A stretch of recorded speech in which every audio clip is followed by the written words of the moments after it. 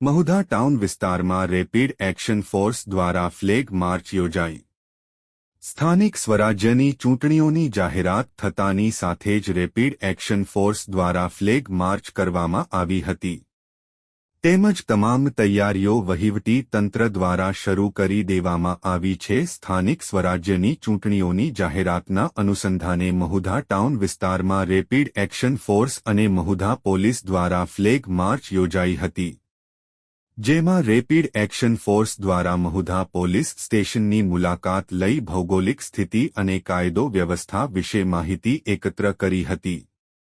આ ફ્લેગ માર્ચમાં rapid action force Mahudha police સ્ટેશનના પીઆઈએસ.આર. ચૌહાણ તેમજ મહુધા પોલીસ સ્ટાફ હાજર રહ્યા હતા। રિપોર્ટર નિસાર શેખ, મહુધા।